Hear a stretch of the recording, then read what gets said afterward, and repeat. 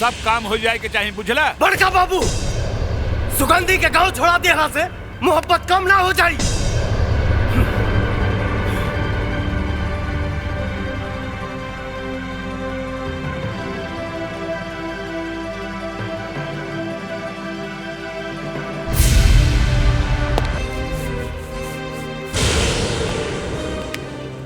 सुंगा बड़का बाबू, सुंगा। गुलाब में गुलाब के सुगंध बा, आगे जूता के दुर्गंध। गुलाब के तनो जूता से रगड़ाई, बाकी अपन सुगंध नहीं छोड़ी, नहीं छोड़ी अपन सुगंध। पवन,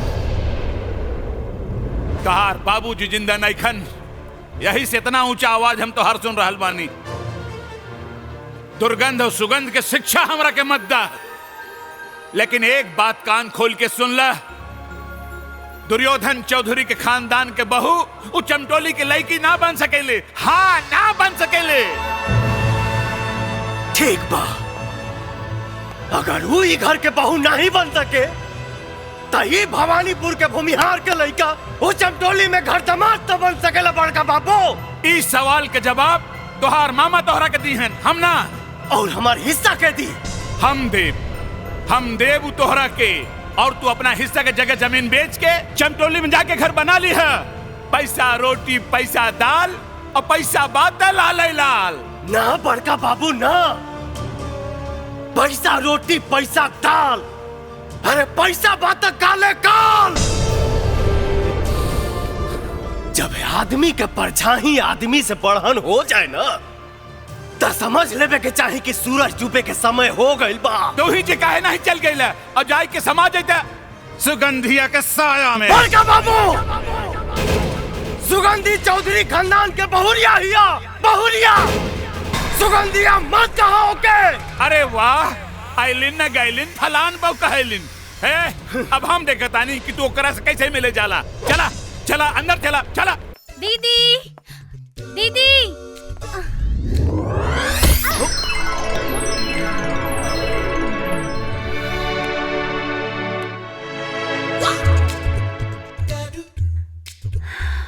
क्या बॉडी है, सनी देओल और सलमान खान भी शर्मा जाए। साला सर से लेके पांव तक करंट मार दिया रे।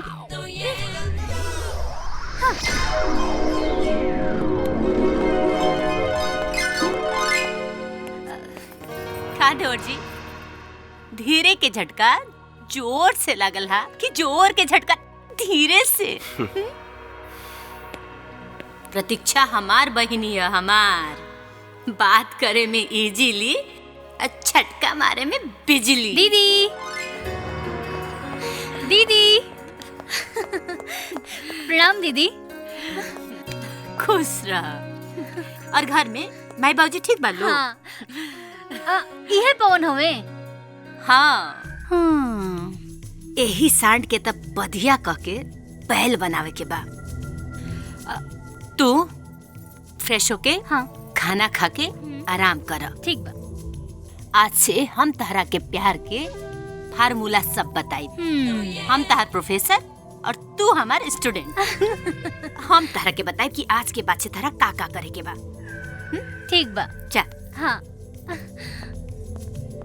हमार बहन बारूद के गोला ही गोला देवर जी। चाहिए रवा ऊपर भड़की, तहिया बुझाई का चीज होले लड़की।